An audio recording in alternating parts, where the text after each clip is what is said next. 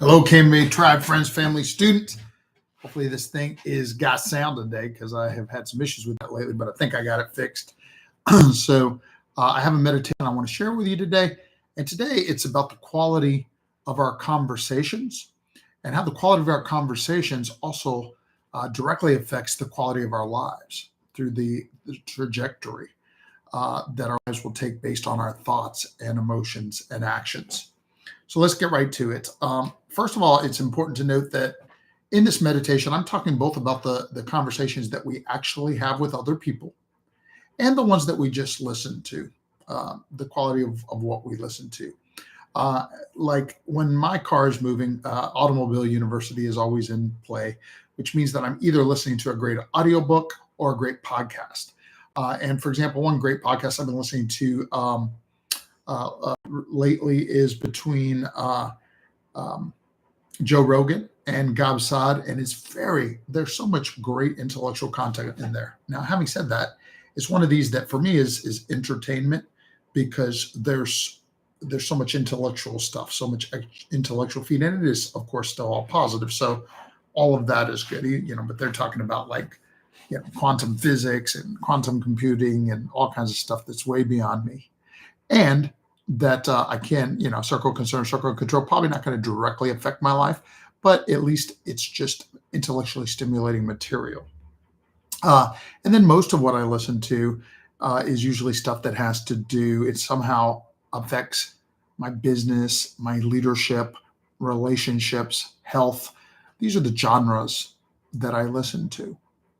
And in fact, recently I was listening to one by Darren Hardy and he's really, it's a shout out that of some, major changes going on in our world, which of course we're all aware of as pertains to artificial intelligence and other progresses and how not to get left behind again. But here's the part relevant to this discussion that tickled me and I wanted to share with you is that he said, leadership is the skill that will always be in demand, and that as people learn to be great leaders.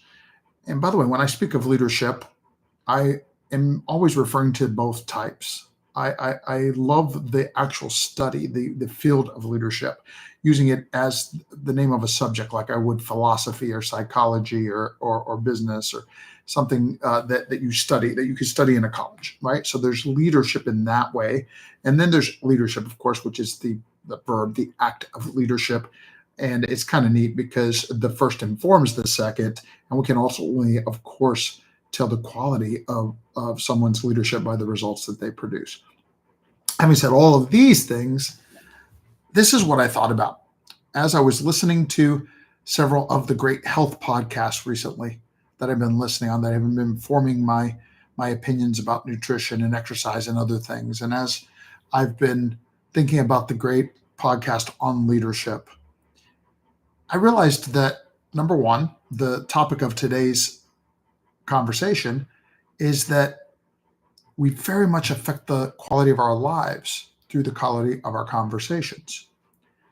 Unfortunately, when some people are having a conversation, once again in person or what they listen to, it's mind numbing instead of mind stimulating, and very, very often it's detrimental when we're speaking about someone or when we're just, rotely defending, some political or some other opinion without it, right? Like there's just, it's less relevant, and it's and in some cases very often, in best case, a waste of time, energy, and attention, and in worst case, like we're actually putting stuff in our mind or we're actually engaging in conversation that hurts us.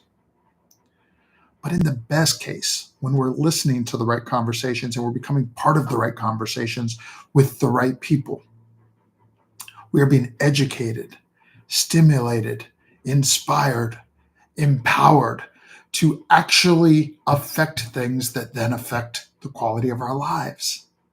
I was in my certified instructor training course on Saturday. I gave a test, and one of the questions was, it basically spoke to this principle. Our thoughts create our emotions, and our emotions create our actions, and our actions create our results. And so the question was basically, so what do you have to input? What do you have to input or change or affect? And it starts with thoughts is the point, right? Because thought begets emotion, which begets action, which creates results. And this is one of the most important ways that we defend our thoughts, that we create our thoughts, that we stimulate our thoughts, is by making sure that we are listening to the right conversations. We are engaging in the right conversations. And I am proud and grateful that you have listened and engaged in this one today. In fact, I can't wait to hear from you, either because you're in my live community here and I'll be talking to you here soon, or on the school community. I'd love to hear from you there too about what you thought about this. Okay. Prepare to live, empower to lead. Make it a great day, a great week, a great month, because we know each of these things goes together to make it a great life. Proud to be in a conversation with you.